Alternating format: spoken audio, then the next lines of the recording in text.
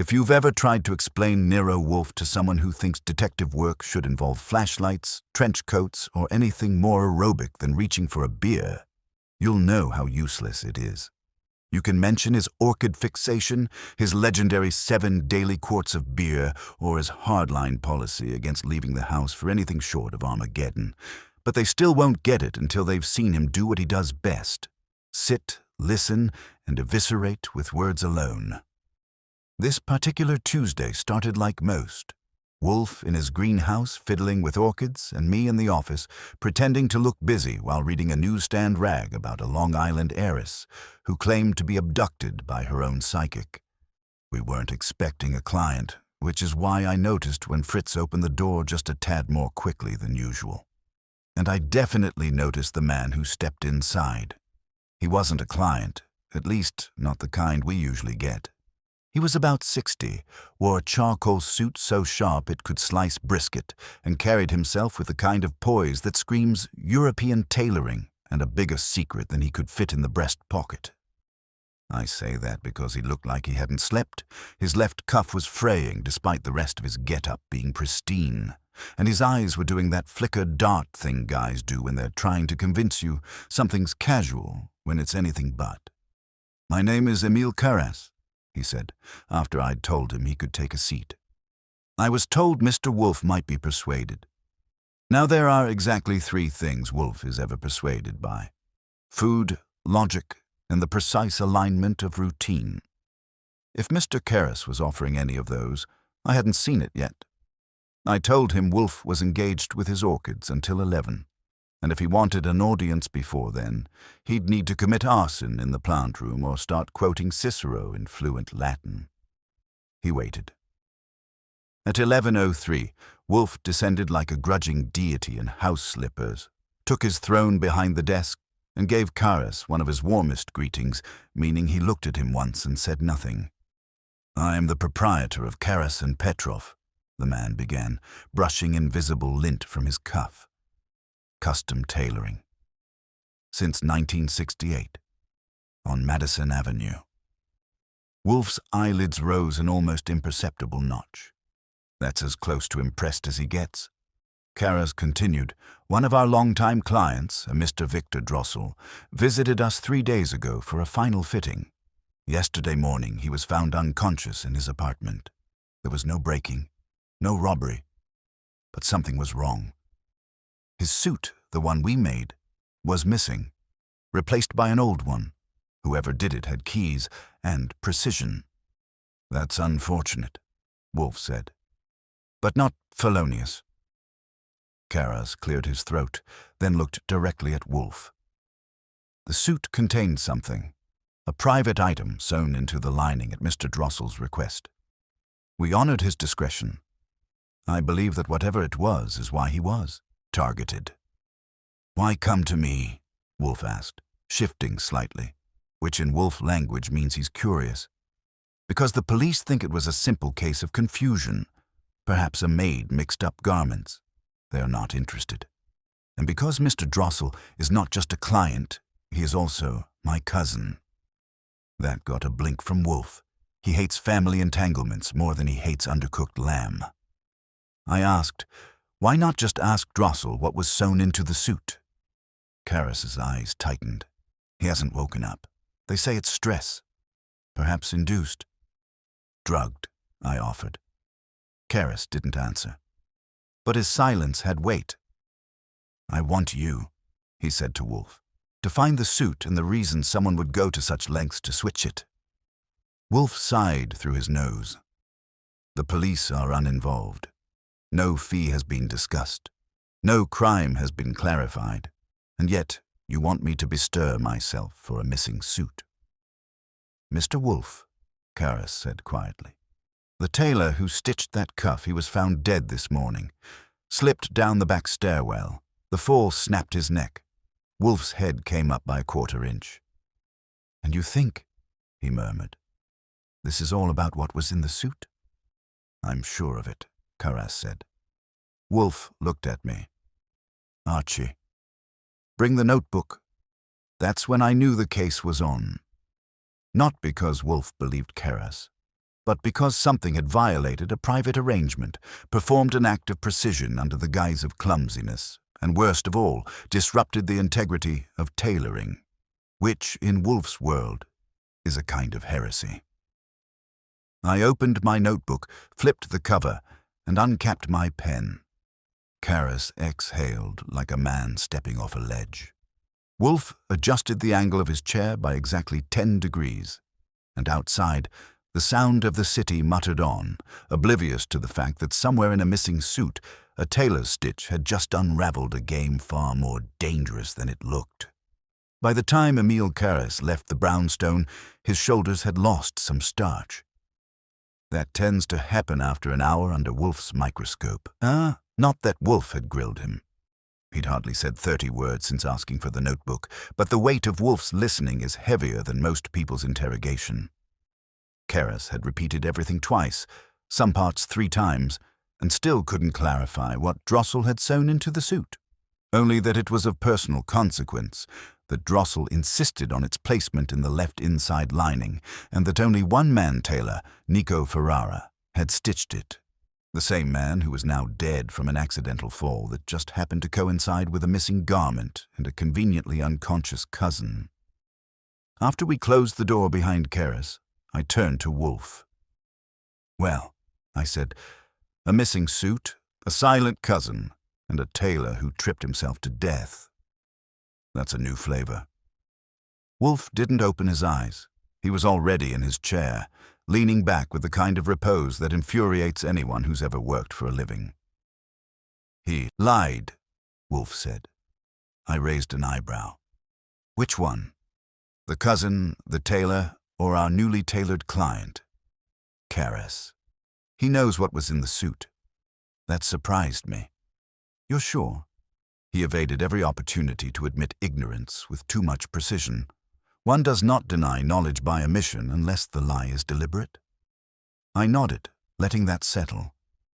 "So why lie to us? We hired help." "Because the item is dangerous," Wolfe murmured. "Or incriminating. Perhaps both. Or because he wants us to find it but not know what we're really looking for." Wolfe inclined his head slightly, which in Wolfen means possibly. Then he rang for Fritz. When our resident culinary genius appeared, Wolfe gave instructions in his usual clipped style. Lunch was to be served on time, but dinner preparations should be delayed. We might have guests, and not the kind he'd enjoy feeding. At 1:45, as I was preparing to head out for a little digging, the doorbell rang.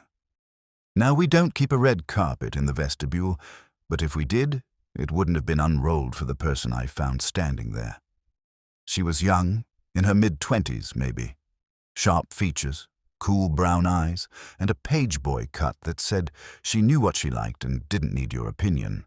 Her clothes were off the rack, but chosen with taste. She held a slim brown envelope and looked past me into the house like she owned half of it. "I need to speak to Mr. Wolfe," she said. "Join the club," I told her.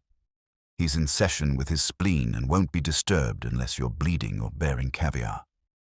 "I was told to come," she replied evenly. "By Emile Karras."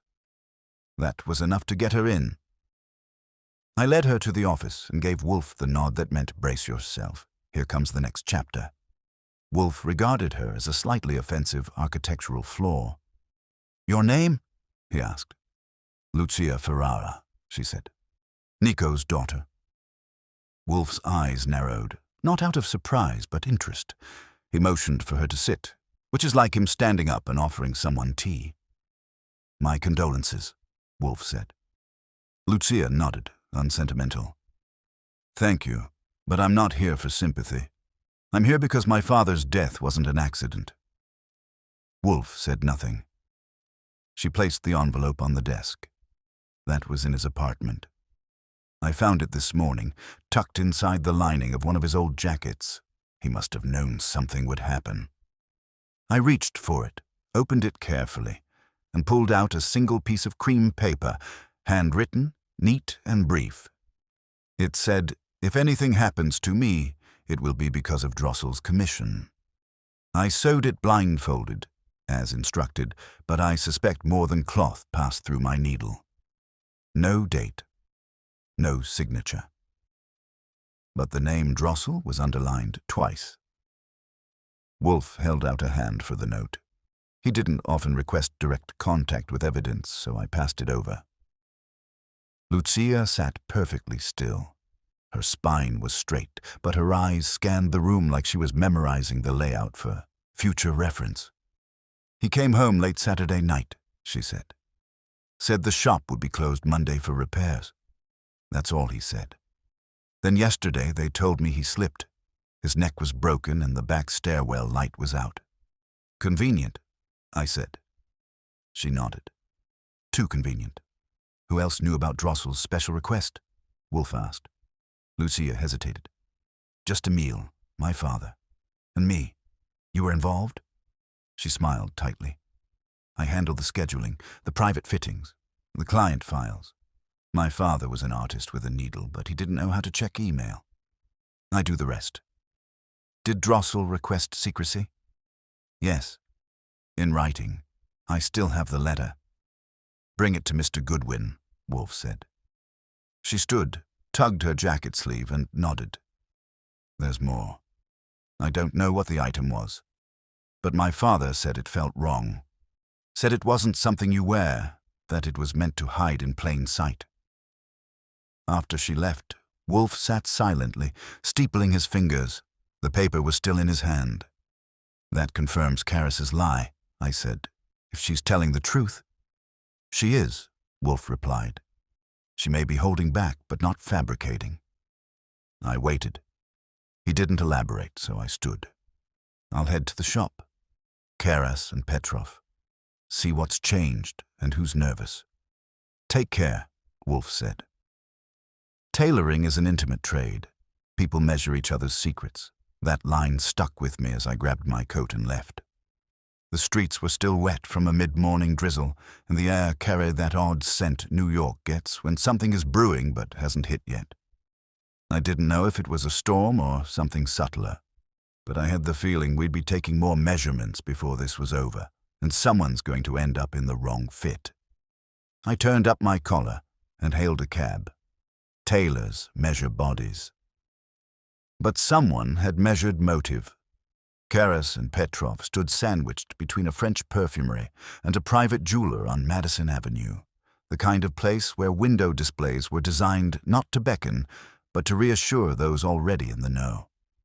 It didn't need foot traffic. Its business was old money and older secrets, the kind of establishment that offered espresso, whispered discretion, and a fitting room with more soundproofing than your average interrogation cell. Inside, the air smelled like cedar and pressed wool. The showroom was all clean lines and chrome hangers, spotlit suits, and subtle piano music piped in low enough to relax a nervous conscience. A young man, not quite 25, pale as a law student and nervous as a cocker spaniel in a thunderstorm. "Can I help you, sir?" he asked, adjusting the knot of his too loose tie. "You might," I said. "Name's Goodwin. I'm looking for Mr. Karras." The kid blinked. "He's out for a few hours. At the hospital, I think. Something about his cousin Drossel, yeah." "I'm familiar. Maybe you can help me instead. I'm a private investigator." That got me a stiffening posture and an audible gulp. He didn't. Bolt, though, which I took as a good sign. "Your name?" "Eric," he said. "Eric Swan. I work the front. Inventory, fittings, reception. Were you here on Saturday?" "Yes." "Who else was in the shop?" He shifted uncomfortably. Mr. Karras, Lucia, and Victor Drossel. He had a late appointment. Just before closing. And Nico Ferrara." Eric hesitated. "Yes. He came in just for that fitting. Mr. Drossel was particular. He only wanted Nico to touch the final stitch." "Did anything seem unusual?" Eric glanced toward the back hallway, where a frosted glass door led to the fitting rooms. "Everything with Drossel is unusual. He treats fittings like hostage negotiations." "In what way?" "He refused to let anyone else be in the room, not even Lucia. and he brought his own lining material. Said it was essential. I thought it was silk, but I don't know. It didn't look normal. What did it look like? He frowned. Thick, like it had layers. And there was a slight stiffness, not cardboard, but structured. You still have the tailoring record? Or was it removed? Eric's face went a shade paler. Lucia locked it away. She handles VIP files personally. But I think Mr. Karras made a copy for himself. Interesting. Anyone else here Saturday? He nodded. Petrov. He doesn't usually do floor work anymore, but he was here late. Said he had a few things to finish before traveling. Traveling where? Zurich. Supposed to be back Friday. I jotted that down. How did Nico seem? Quiet, tired, a little distracted. I leaned on the counter slightly. Did you hear any arguments? Anything heated? Eric took a moment. Number. But later that evening I heard Karras on the phone in the office. I was locking up. He was saying something about changing the locks and not trusting Petrov with the keys. I didn't ask. You just listened. He gave me a sheepish look. Wouldn't you? Fair point. I thanked him and asked to look at the fitting rooms. He pointed me down the hallway and resumed whatever task he'd abandoned. I got the sense he was grateful I hadn't asked more. The back corridor smelled faintly of starch and lemon oil. There were 3 fitting rooms, each wood-paneled, thick-carpeted, and equipped with 3-way mirrors and a pedestal for the client. Room 3 was the largest. I stepped in, closed the door, and gave it a slow sweep. No signs of a struggle. Nothing out of place. But one odd thing caught my eye. A thin length of dark thread was hard to see unless the light hit it just right, snagged in the corner of the chair leg. I pocketed it. Could be nothing. Could be something. Wolfe would know. I left the fitting room and went deeper. The workshop, through a second door, was humming quietly. A man in a grey vest and black-rimmed glasses was threading a bobbin on a sewing machine that probably cost more than my monthly salary. He looked up, irritated. "You're not staff," he said. "Sharp eyes," I replied. "Archie Goodwin. I'm investigating Nico Ferrara's death. I heard." His voice softened. "It's a shame. He was the best. I worked under him for 12 years. Your name?" "Yuri Stars. Mind answering a few questions?" "Not if you make it quick." I nodded. "What do you know about the suit Nico was working on last?" He sighed. "Drossel's." The man was paranoid. Wouldn't say what the lining was for. I told Nico to stitch blindfolded, which Nico thought was absurd. But he did it. "You see the lining?" He shook his head. "Just the edges. It looked like ballistic fiber, maybe carbon weave. Definitely not from our stockroom. Military grade. Possibly. Or something else on the black market. It was meant to hide something." "Did Nico tell you that?" "He didn't need to. You could feel it. Like holding something that doesn't want to be held. That gave me a chill I didn't like." "Was Petrov involved?" Yuri snorted. "Petrov's always involved. You just don't know when." I paused. "What's that supposed to mean?" He glanced toward the doorway and lowered his voice. "Petrov's quiet.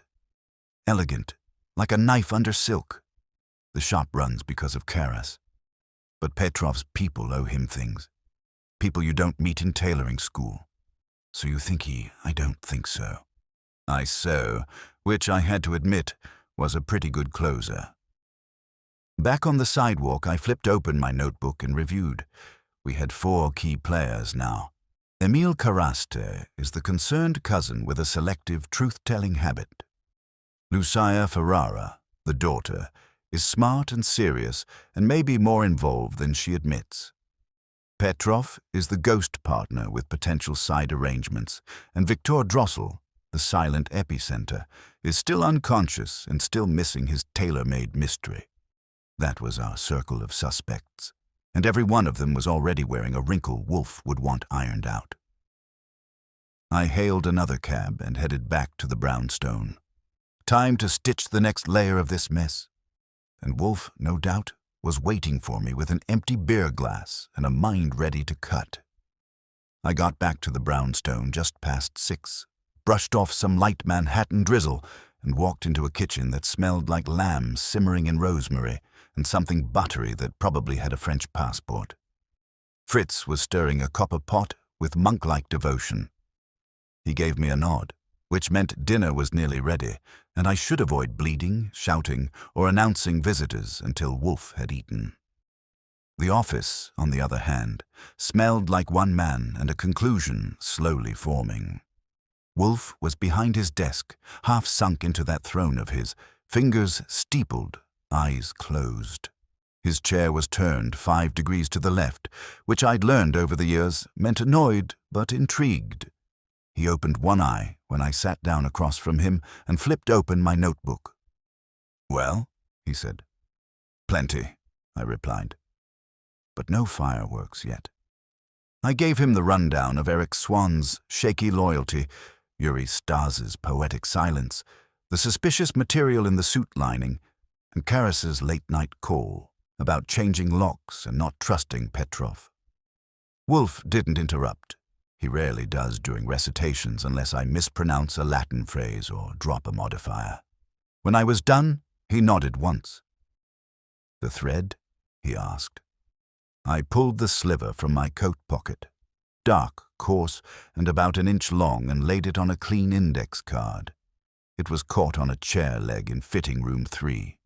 Could match the lining Karas brought in. Yuri said it looked like a carbon fiber weave, possibly ballistic grade. Wolfe reached out, took the card, and tilted it to the light. Interesting. Drossel required that the item be sewn in blindfolded, which implies the object was sensitive either to identification or to position. Or dangerous, I said. The tailor didn't just follow odd instructions. He was spooked. He left a note, remember. Wolfe closed his eyes again. We must assume 3 things. First, the object or material Drossel had sewn into the suit was meant to be both concealed and recoverable. Second, the death of Ferrara was not coincidental. Third, Petrov, despite his absence, has a role beyond business, meaning he's got a finger on this thing, even from Zurich. Possibly. Or Zurich is convenient fiction. Before I could ask what he meant, Fritz appeared at the door with the quiet formality of a man used to summoning a lion to dinner. "Gentlemen," he said, "saddle of lamb with mustard glaze. Shall I pour the Barolo?" Wolfe's grunt of approval nearly counted as a thank you. Dinner was served. I made quick notes in the corner of my pad and headed for the dining room. In our line of work, meals are more than meals. They're ceasefires. After dinner and the usual ritual of silence, digestion, and Wolfe's grunted refusal to entertain even one chess problem from me, I went back to my room and made a few calls.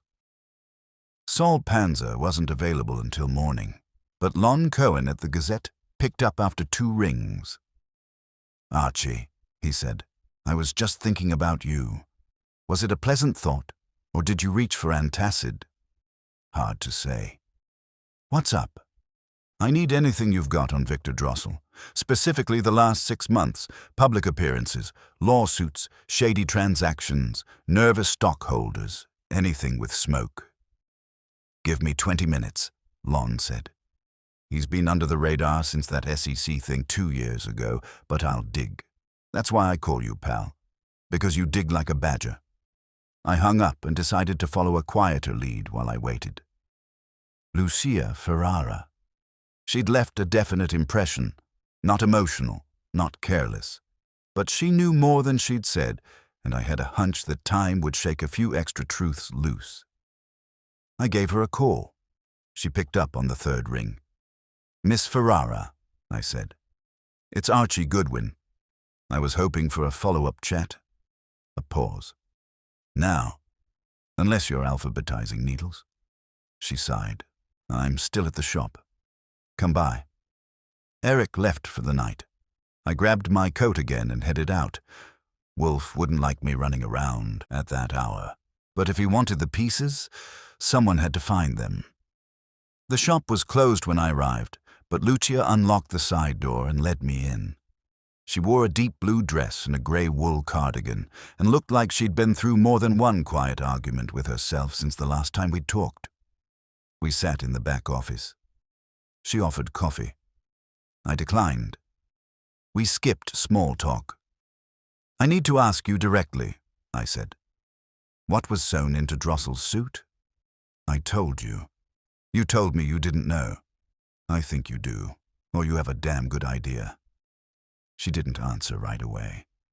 Then my father said it was heavier than fabric, about 6 inches long, maybe 2 across.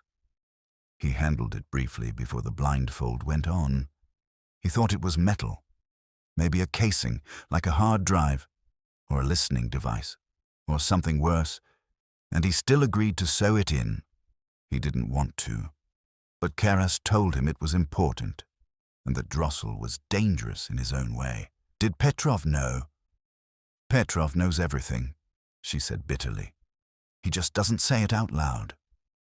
I leaned back in the chair. "What's his angle?" Lucia looked at me, debating something. 5 years ago, she said, Petrov brought in a client who didn't exist. No name, paid in cash, high-end work. After that, the shop had money problems that magically vanished. My father asked questions. Karas didn't. Petrov said it was strategic growth. My father called it laundering. Now that was the kind of detail Wolfe would love, like finding paprika in the salt tin. "Does Emile know this?" She nodded. "He pretends he doesn't, but he's not stupid. Why come clean now?" Lucia gave me a tired smile. "Because my father's dead, and I think Petrov made sure of it." I stood. "If you're right, Miss Ferrara, this whole thing goes beyond tailoring. It goes into international territory." "I know," she said. "That's why I came to Wolfe. He sees the seams. I gave her my card. If you remember anything else, call, no matter how small." Outside, the air had turned sharp, the kind that makes you button your coat even if you're not cold. I walked 3 blocks before calling Wolfe. He picked up on the first ring. "Report," he said. "We've got laundering, secret clients, and a mystery object that might be tech, intel, or both. Lucia thinks Petrov's pulling strings, and Karas is playing dumb with both hands." Wolfe was silent for a beat. Then return.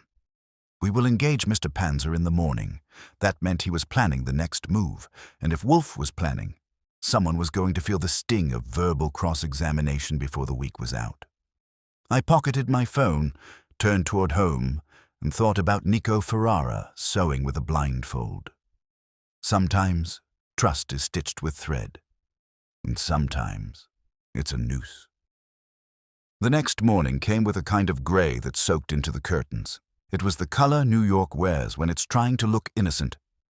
I came downstairs to find Wolfe already in the office. Not that he'd risen early, mind you. He was simply seated at his usual hour, dressed in a rust-brown dressing gown and reading the Times with a face that could sour milk. A half-empty bottle of beer sat on his desk. That, more than the paper, told me he was thinking hard. I was halfway through my second cup of coffee when Saul Panzer knocked once and let himself in, as usual. Nobody needs to explain Saul's clearance level. If Wolfe had a vault for secrets, Saul would have the key without asking for it.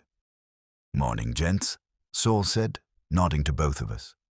"Report," Wolfe said without looking up. Saul didn't take a seat. That was how you knew he meant business. "Karas and Petrov is clean on the surface," Saul began. "No major financial issues. The storefront has been solvent for over 20 years. But 5 years ago, there was a silent restructuring.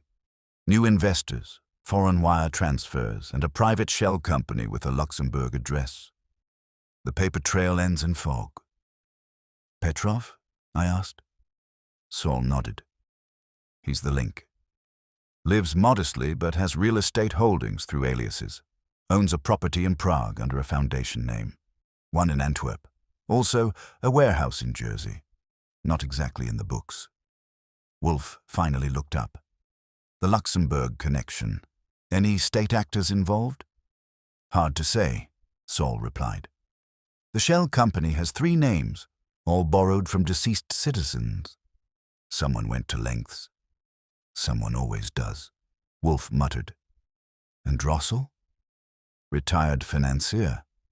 Made a fortune off Eastern Bloc investments after the wall came down.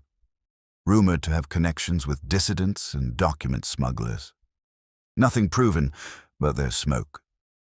I filled in Saul on what I'd heard from Lucia Ferrara, the laundering, the mysterious client. The object is hidden in Drossel's suit. Saul rubbed his jaw. Whatever was in that lining wasn't just expensive, it was dangerous to know about. Which raises a question, Wolfe said, folding the paper. If Drossel intended to hide something that powerful, why trust a tailor shop at all? To avoid official channels, I said. Custom work, no records.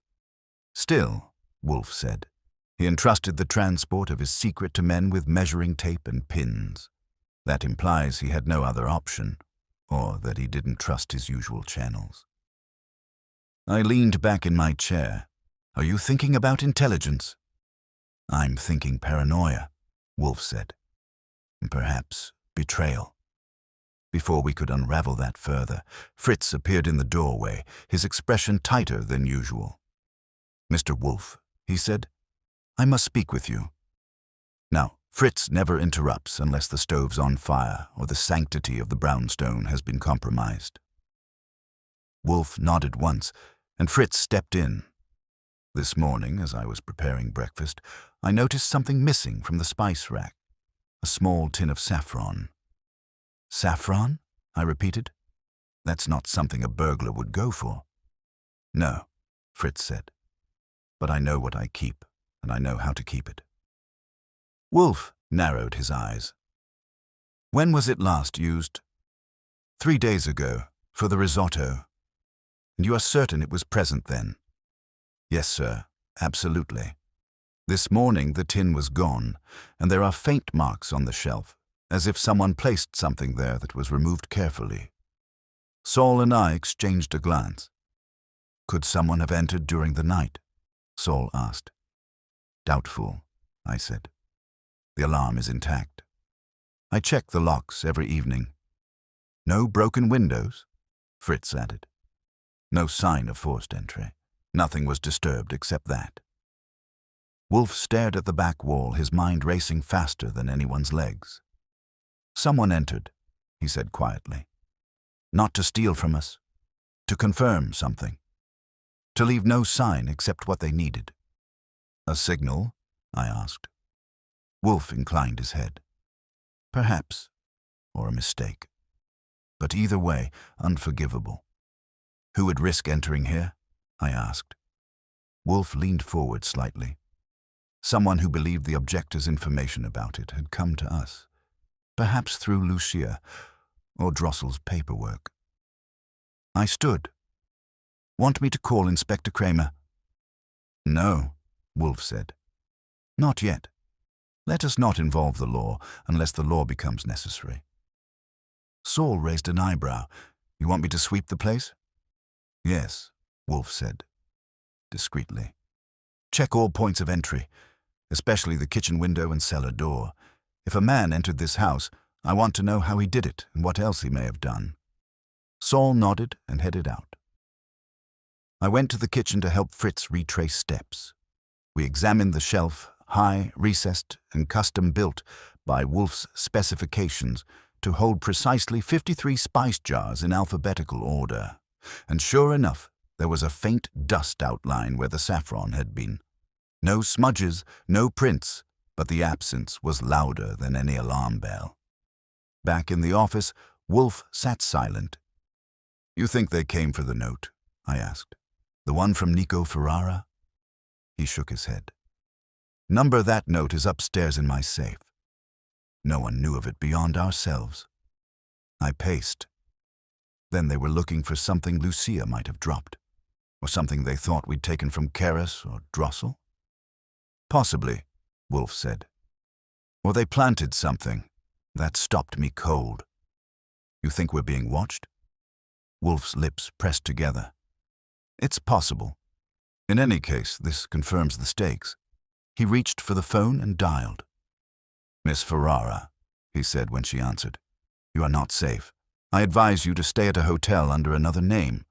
Take no calls except from Mr. Goodwin or myself. Is that clear? He paused, listening. No, I will not explain now. I will call you when it is time. He hung up slowly. I said, So we've been trespassing in our own house. Yes, Wolfe replied, and I intend to sew that rip shut with iron thread. That was as close as Wolfe gets to furious. Outside, the sky had started to clear, a pale stripe of sun pressing through the fog. But inside the brownstone, something had shifted. The violation wasn't just physical, it was personal. Someone had dared to test the limits of Wolfe's world. And as I'd seen before, that never ends well for the intruder. Wolfe picked up the index card with the carbon thread and studied it again.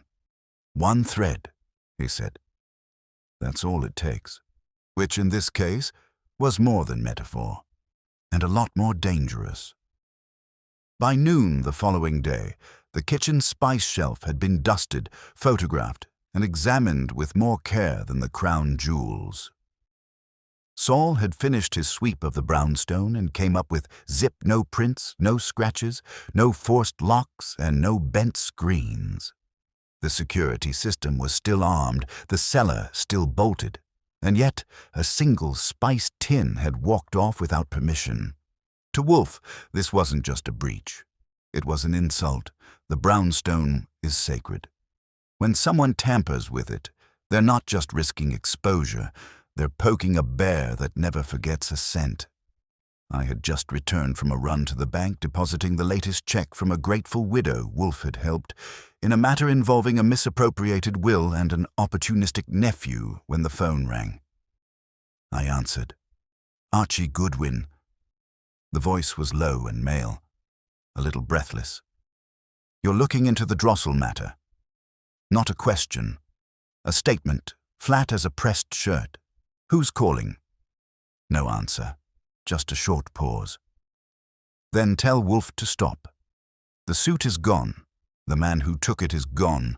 The girl should stay quiet if she values her life. Click. No static.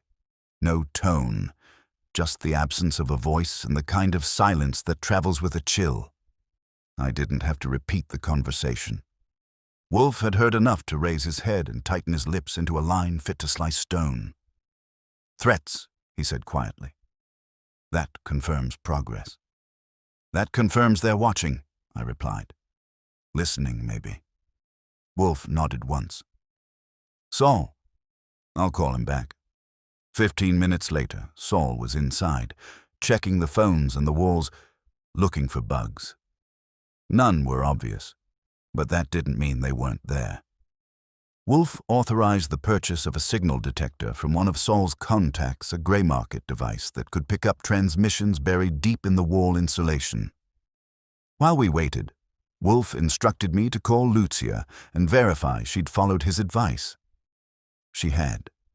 She was holed up at the Marlton under the name Miss Lanier, after Wolfe's favorite 19th century Georgia poet, of course. She sounded calm but alert. No new developments, no contact from Keras or Petrov. Stay inside, I told her. Order room service. Keep the drapes shut and don't open the door unless I call you first. You think they're watching me too? She asked. I'd bet my socks, I said. And I like these socks. Back at the brownstone, Wolfe was composing an invitation. That's what he calls it anyway. What he was really doing was orchestrating pressure and strategic tension, finely applied. He had Fritz type 3 letters by hand on Wolfe's cream stationery with a black border, each addressed to a key figure, each offering a polite but firm request to attend a private meeting at the brownstone the following evening. The list is Emil Karas and Petrov, assuming he was back from Zurich. And a third, a woman named Fiona Salzer. That last name was new to me. "Who's Fiona?" I asked, peeking over the stationery. "She's a former associate of Mr. Drossel. She handled several international contracts for him in the early 2000s. She currently resides in the East 60s under the pretense of early retirement." Pretense. She owns 3 apartments and a small cyber investment firm out of Estonia. Her record is clean. Her background, less so. "And how did we land on her?" "Lon Cohen," Wolfe said. "He called while you were out. He said Drossel's name came up last year in connection with encrypted digital transfers traced to Salzer's holding company. No charges filed. But noise. That was Lon, your newsroom bloodhound and unsung hero of the Fourth Estate. I got the letters posted by hand. No email, no messengers, just old-fashioned delivery to avoid interception. By late afternoon, Saul's man arrived with the signal detector, a sleek, black handheld device that looked like it belonged in a Bond film. He swept the office, the kitchen, the entry, and even the orchid room. No transmission leaks. No bugs. Nothing. Which made me more nervous than if we'd found one. "They're either very good," Saul said, "or bluffing." Wolfe nodded.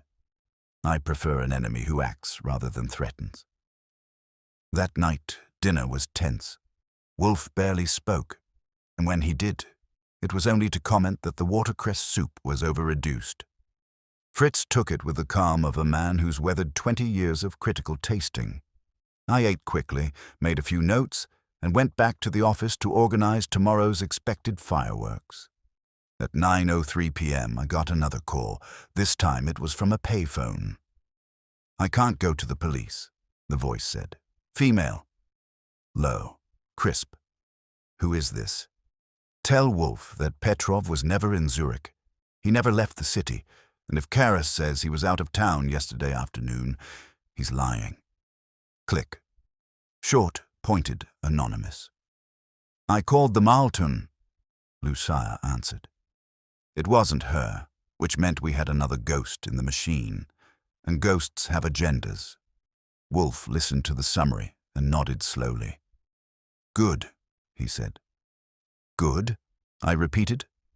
"Someone's playing us in stereo and you're calling it good?" "Yes," Wolfe said, leaning back. "Because now we know." "Know what?" "That the item in the suit is active, that it was never intended to stay hidden forever. Someone is trying to claim it, others are trying to keep it buried. And in between, there are corpses." "You think there'll be more?" Wolfe glanced at the clock. "That depends on who shows up tomorrow." He turned his chair back toward the fireplace and fell into a brooding silence that even Fritz's chocolate mousse couldn't penetrate. The game had changed. We hadn't just been trespassing. We were being baited. And Wolfe, God help them, had just taken the bait. By the time Friday evening arrived, the brownstone felt less like a sanctuary and more like the eye of a storm. Fritz was on edge. He'd triple-checked the dining room for dust that wasn't there, and I'd caught him muttering in Swiss German at the herb rack. Saul had returned with surveillance updates. No tales on Lucia, no bugs found, and no signs of Petrov at the supposed Zurich address.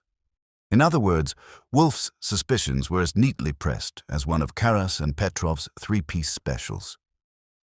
At 6:55 p.m., I straightened my tie and gave the office one last sweep.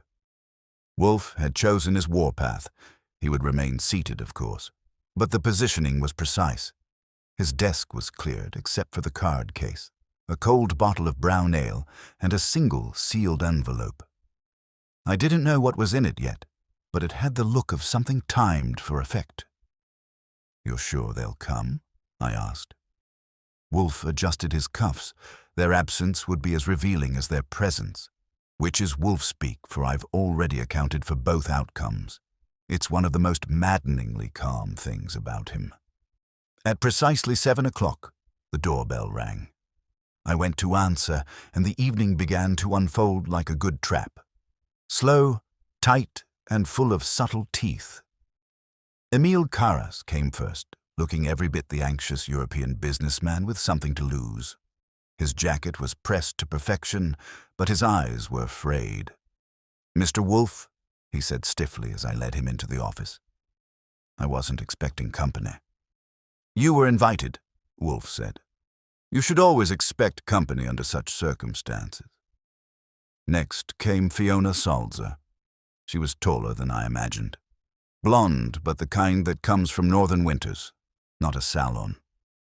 Her walk was smooth, her gaze cool, and her dress conservative in the way expensive espionage always is. "Mr. Wolfe," she said, offering only a small nod. "You do pick interesting moments." "I prefer them interesting," Wolfe replied. "It keeps my digestion intact." She took a seat opposite Carras and crossed her legs neatly. The last to arrive was not Petrov. It was Saul. He entered through the back quietly, carrying a black satchel and wearing the kind of face that doesn't encourage questions. "No sign of Petrov," he said, standing by the bookshelf. "No flights, no calls. But his building super swears he saw him late Wednesday." "Thank you, Saul," Wolfe said. "Please stay." Carras turned, his face slightly flushed. "What is this? Some kind of inquisition?" "Not at all," Wolfe replied calmly. "Merely a conversation, and possibly a confrontation. That depends on you." Fiona raised an eyebrow. "This is about Drossel." "Among other things," Wolfe said. "Let us begin." He leaned forward slightly. "Mr. Carras, your cousin had something concealed in a suit. You claimed not to know what. That was untrue?"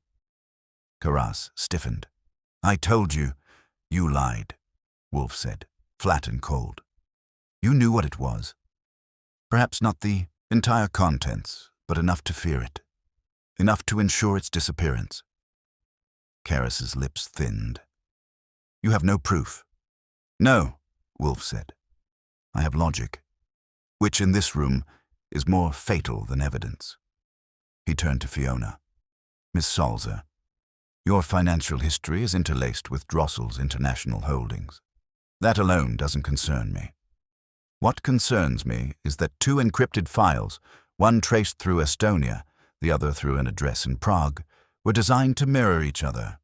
One real, one is a decoy. You know where the original is." "I don't," she said smoothly. "Then you know who does." "I know a lot of people, Mr. Wolfe. It's what keeps me alive." Then silent, she gave a small, dry smile. Wolfe continued. 3 nights ago, someone entered this house.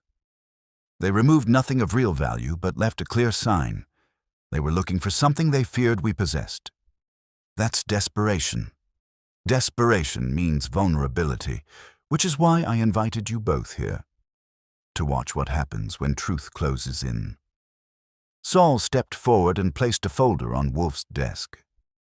"In here," Wolfe said, "are transcripts of phone calls. Not official ones recorded by a private source. One of them has Petrov's voice, discussing an item recovered from the lining before the tailor was eliminated." Carras turned white. "I don't think Petrov did," Wolfe said.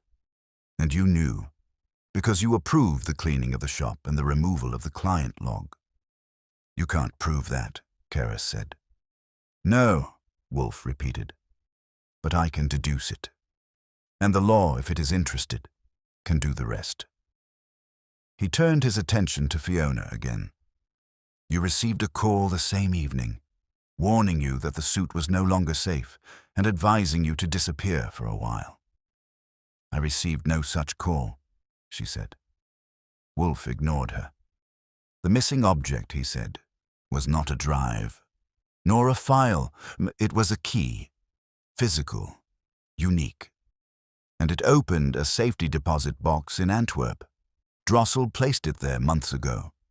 Inside that box were documents capable of toppling several offshore holdings connected to ex-intelligence operatives now deeply embedded in European markets." Fiona inhaled, just once. That was enough for Wolfe.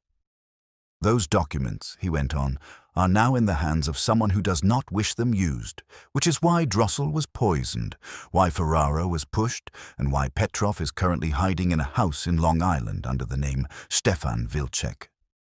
Saul handed Wolfe a second envelope. The address, Wolfe said. Verified by Mr. Panzer. I assume Miss Salzer knows the property. I do, she said. No denial, no defense. Just fatigue, like someone who's been dodging storms and finally got hit by a soft, relentless rain. Wolfe tapped the desk with a single finger. I'm not the law, but I can be inconvenient, especially when the game offends me. Keres finally spoke. What happens now? That, Wolfe said, depends on your preference. You can turn over the documents, through me, to the proper authorities. Or I can deliver everything I've compiled to Inspector Kramer by noon tomorrow. And Petrov? Fiona asked. He is no longer your concern. Mr. Panzer will make sure of that. There was silence. Wolfe let it hang there. Then you are free to go. Neither of them moved immediately, but they got up. Kara's first, shaking slightly. Fiona's slower, calculating. They left without another word. When the door shut behind them, Wolfe leaned back and sighed. I detest suits, he said, but I detest what men hide in them even more. I poured him a fresh glass of beer and handed it to him without comment. That's how Wolfe positions his pieces. Not with threats, not with weapons, but with arrangement. Tone and perfectly timed pressure. Tomorrow the final stitch would be pulled. The whole thing would unravel. The next morning the brownstone felt expectant. I've seen the office hold its breath before, usually when Wolfe is about to go for the kill. But this time, it was different. Not because the stakes were higher, necessarily, but because the adversaries were polished and the lies had been tailored as carefully as the suits in which they hid. Wolfe had instructed me to arrange one final gathering, a formal one, all suspects present. He was ready to speak, and when Nero Wolfe decides to speak, the world adjusts its tie. I called Lucia first. Come in, I said. It's time. Her voice was steady. You have what you need. Wolfe does. Then I'll be there. Next was Keres. This one was trickier. He'd spent most of the night avoiding calls, likely pacing in a silk robe trying to convince himself the walls weren't collapsing. When he finally picked up, I kept it short. Mr. Keres, Wolfe expects you at the brownstone by 1 o'clock. There was a pause. You intend to make a spectacle? No, sir, I said. Just a correction. I didn't bother calling Fiona Salzer. She was already waiting when I returned from lunch, standing at the foot of the brownstone steps in a grey wool coat, gloves on, posture like a blade. Saul had tailed her from the Long Island property where Petrov had been hiding. Petrov, for his part, had been delivered reluctantly, red-faced and under silent protest. At 12:59, I escorted them into the office. Lucia arrived at 1:01, wearing a navy skirt and blazer, and the calm face of someone who decided fear was inefficient.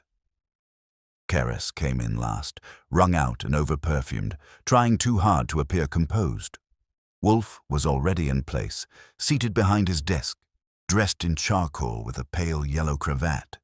He looked like an executioner at rest. He didn't raise his voice. He never does. Thank you for coming, he said. You're here because one man is dead, one nearly so, and an object that should never have existed is no longer where it was meant to be. He glanced at Petrov, who sat rigidly, eyes darting like someone checking for the nearest emergency exit. Mr. Petrov, Wolfe continued, you ordered the tailoring of a suit for Mr. Victor Drossel.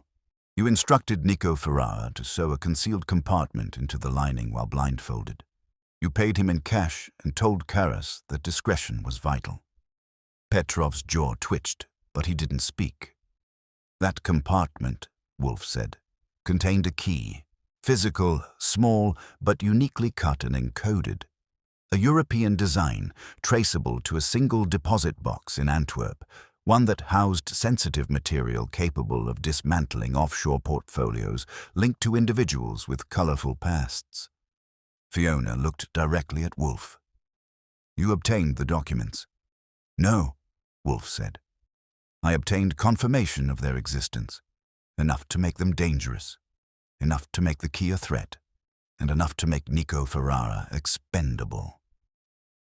Lucia's breath caught, but she held firm. "Mr. Carras," Wolfe turned. "You were complicit. You knew the object's nature. You may not have planned Ferrara's death, but you covered for Petrov. You delayed informing the authorities, wiped the records, and played dumb with me." Carras tried to protest, but Wolfe raised a hand just once. "You may speak when I finish." Silence. Wolfe resumed.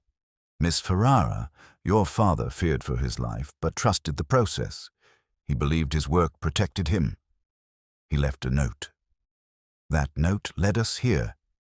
It led me to understand that what had been sewn into the suit was not simply dangerous, it was fatal." He turned slightly, eyes on Fiona. "And you, Miss Salzer, you are not trying to retrieve the object. You are trying to suppress its exposure. You knew what the documents contained. You knew who they could destroy. You alerted your contacts the moment the suit went missing. You tracked Lucia." "You warned her," Fiona interrupted. "I didn't threaten her." "No," Wolfe agreed, "but others did." He leaned back. "Mr. Drossel is awake." Everyone in the room froze. "That's right," I said. "He came to around 3 this morning, said the sedative wore off. The doctors didn't expect it, but there you go. Turns out, he suspected Petrov might betray him, so he used an intermediary to store the documents. The key wasn't real, just an identical dummy. The real key is somewhere else." "Safe." Petrov's lips parted, then closed. "Mr. Drossel will be making a statement," Wolfe said. "To the authorities. He has names, dates, and the original files. The key you all scrambled for? Worthless." Fiona stood. So this was all a test. "No," Wolfe said. "This was a reckoning." He turned toward Saul. "Mr. Panzer." Saul stepped forward, opened a leather folder, and placed 3 items on the desk. 1, a signed affidavit from Drossel. 2, a sworn statement from Lucia Ferrara. 3, a single thread of carbon fiber, black, thin as hair. "The original," Saul said. "Taken from the lining before the switch." Wolfe looked at Carras. "This thread unraveled more than fabric, Mr. Carras. It exposed your silence and your guilt." Carras buried his face in his hands. "Inspector Kramer will arrive shortly," Wolfe added. "You are free to remain. Or to leave, but the outcome will not change." Fiona turned to go. Saul moved to block her. She stopped. Wolfe exhaled, a slow, heavy breath that seemed to lift 10 pounds from the air. "Let the police sort the rest," he said. My business is concluded." They were all escorted out, one by one. No dramatics, just the slow dispersal of a room that had held too many secrets for too long. When the door clicked shut behind them, Wolfe turned to me. "Dinner." "Lamb again," I said. "With braised turnips." He nodded. "Adequate." I smiled. "You just exposed an international conspiracy. And all you want is lamb?" Wolfe poured himself a beer. "No," he said. "What I want is silence, and spice tins that stay where they belong." I left him there, sipping in triumph while the sun slipped behind the brownstones and the city exhaled around us. It started with a suit, with thread, with a blindfold. It ended with Wolfe unmoving, implacable, and correct as always. Some people hunt for truth with flashlights. Wolfe prefers a chair, a bottle of beer, and a mind sharper than any needle ever threaded. And as for me, I locked the front door, checked the spice rack, and made a note to order more saffron. Just in case. The house had settled by Sunday. The office was back to its familiar hush, the furniture undisturbed, the air rich with the faint scent of aged paper and Fritz's clove-polished wood. Wolfe was in his chair, of course, with no reason not to be resting, eyes closed, as if the world outside had been merely a mild inconvenience to his routine. But I knew better. The way his thumb tapped twice against the chair's arm told me he was still reviewing every stitch of the case. No second-guessing. Wolfe doesn't do that, but files, categorizes, and annotates the outcome into that strange, heavy library he keeps behind his eyes. I'd spent most of the morning on the phone debriefing with Inspector Kramer, confirming Drossel's statements and walking Lucia Ferrara through her official statement. The documents Drossel had stored in Antwerp were now in federal hands. Saul had overseen the handoff himself, under Wolfe's instruction. Carras had folded quietly under pressure, confessing to conspiracy after a soft hour of grilling from Kramer. Petrov was in custody, and while Fiona Salzer hadn't said much, her exit from the country had been blocked by Homeland Security the moment her name hit Wolfe's report. It was all tidy, a little too tidy for comfort, if you asked me. But then again, Wolfe never aims for comfort. He aims for completion. I walked into the office with 2 cups of coffee, mine black, his with a faint trace of cream, as per the law of the land, and set his on the coaster to the right of the blotter. He opened his eyes without speaking and gave the faintest nod. The war was over and the general was ready to review the maps. "I have to hand it to you," I said, easing into the red armchair. "You made it look like we stitched up a global conspiracy from a broken thread in a missing spice tin." "No," Wolfe said. "We stitched it up for motivation." He took a sip of the coffee, grimaced slightly, and set it down. Fritz would be insulted, but he wouldn't say so. Wolfe went on. The key was the deception itself. Not the suit, not the item, not even the players.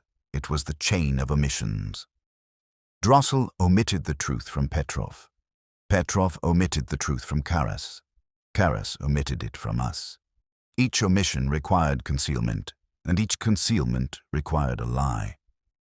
Which Ferrara figured out. She suspected, Wolfe said. But only after her father died. His death changed the stakes. "You think Petrov meant to kill Nico?" "No," Wolfe said. "Not initially. Ferrara was an artisan exact in his habits. He was meant to be intimidated, perhaps paid off. But once he left the note, once he spoke of more than cloth passing through the needle, he became a liability. Petrov could not afford any record of that thread.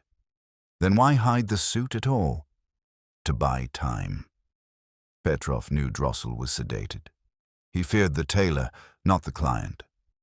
Once the suit was switched and Ferrara silenced, he believed the trail ended. Except he didn't count on us. "Few do," Wolfe said. I chuckled and stood stretching. "But here's what gets me," I said. "Fiona. She knew the truth.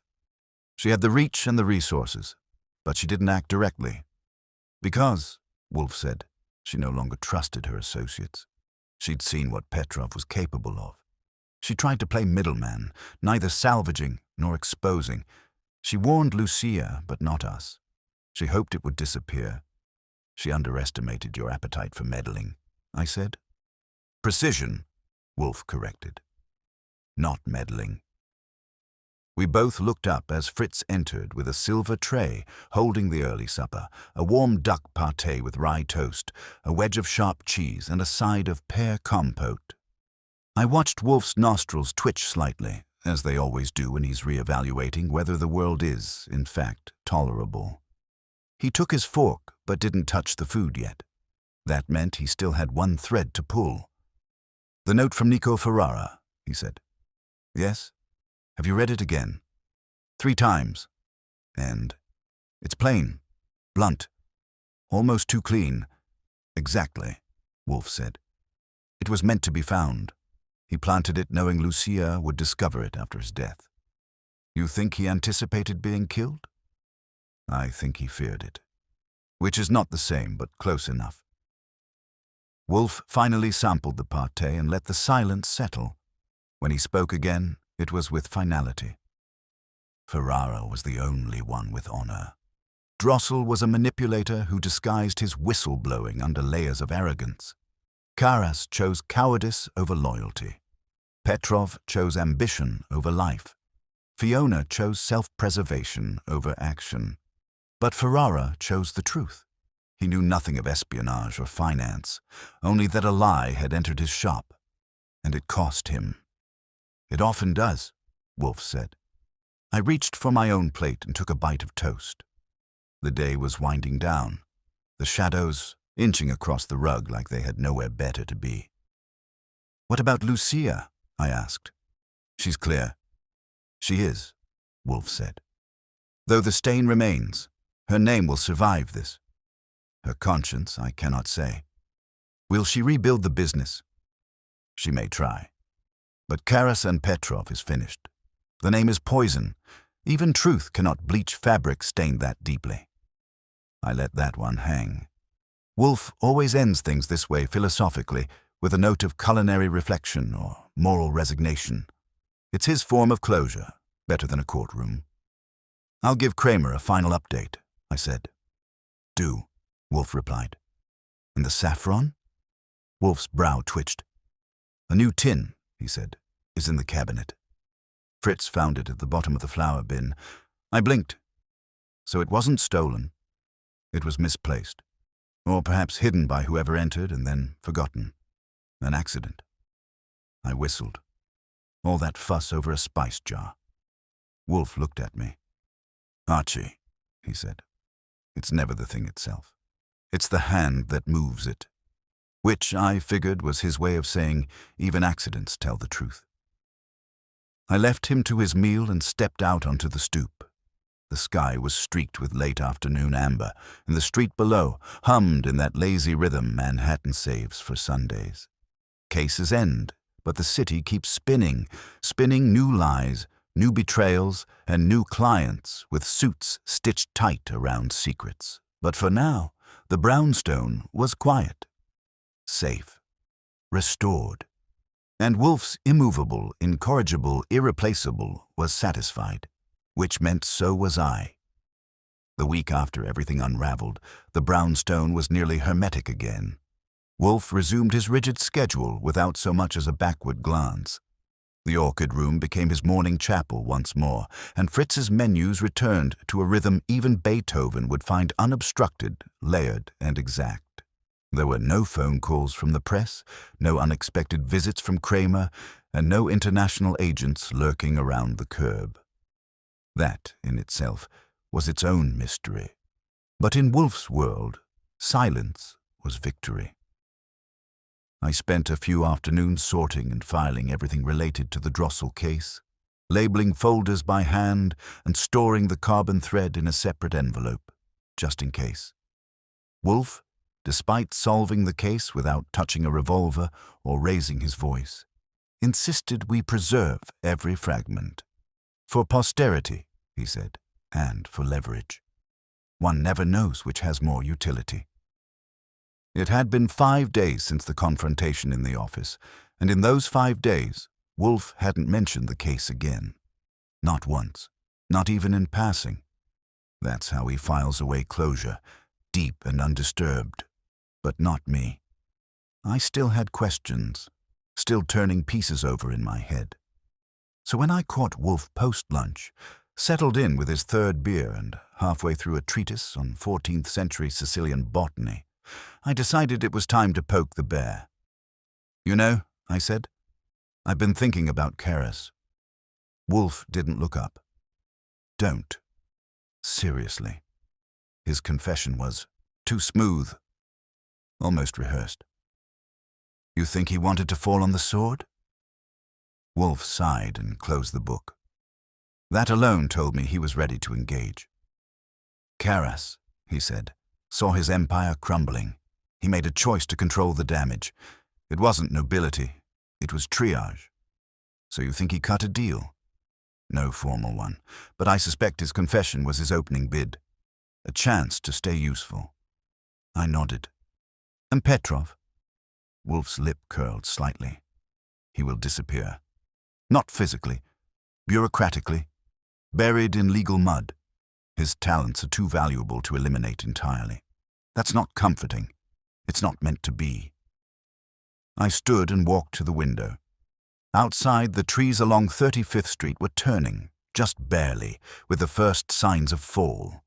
Yellow, gold, and a few threads of red threading the city like a reminder that even steel and glass can change color if the season insists. "Lucia wrote," I said. Wolfe didn't react. "She says she's taken over her father's workroom, not the shop, just the craft. Taking small commissions. Private clients."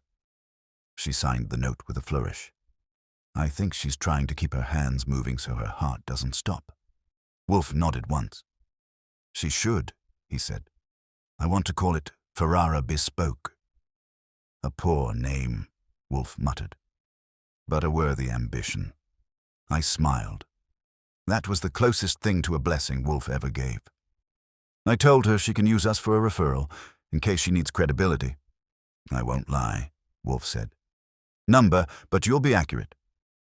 Wolfe grunted. We sat in a comfortable pause. Then he surprised me. "You did well," he said. I blinked. "I'm sorry, what was that?" He didn't repeat it.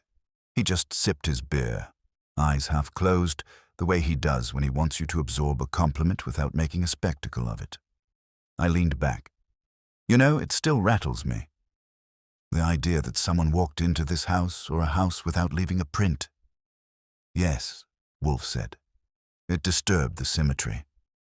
"You think they'll try again?" "No," he said simply. "Because now they know what it costs." We both knew he wasn't just talking about saffron. I poured myself a drink, just a splash of rye, and returned to the red armchair. Wolfe picked his book back up. The matter was closed. But I wasn't quite done. "Was it worth it?" I asked. That stopped him. He looked at me, not annoyed, not evasive, just still. "To expose secrets that most people wanted buried," I added.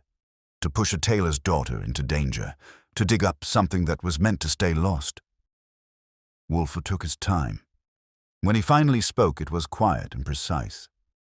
"Justice," he said, "is not always about punishment. Sometimes it's about illumination." The object in the suit was irrelevant. The people hiding it were not. Because of what they were willing to do? Yes. And because of what they believed they could do it without consequence. And you proved them wrong. "I reminded them," Wolfe said, "that even secrets sewn in silk unravel. We let that hang in the air for a while. Sometimes Wolfe lands a line so clean, so sharp, you just let it sit like a blade in velvet." The clock chimed 4. Fritz would be in soon with the afternoon tea tray. He'd insisted on it today, something about lemon shortbread and propriety. Wolfe, despite his claims to the contrary, never declined it. Outside, I heard a boy on a bicycle call to his friend. A dog barked. A taxi honked twice, then faded into the hum of the avenue. Life resumed, as it always does after the curtain falls. Inside the brownstone, the file was closed. The chairs were back in place. The spice rack had been restocked and alphabetized, and Wolfe had returned to his orchid lectures with renewed enthusiasm, like nothing had happened. But something had. A man was dead. Another nearly so. Power shifted hands, names were exposed, and a tailor's needle had pointed to the truth more precisely than a court warrant. That's how it is in Wolfe's world. Things don't end with gunfire or chase scenes. They end with confessions, with deductions, with the soft closing of a file drawer and the long, slow sip of a beer earned through stubborn intellect. And me? I took my rye and watched Wolfe turn another page, and I made a mental note. Next time a client shows up talking about missing suits, I'm checking the lining first. Because in this business, the truth isn't always found in the headline. Sometimes it's sewn into the cuff.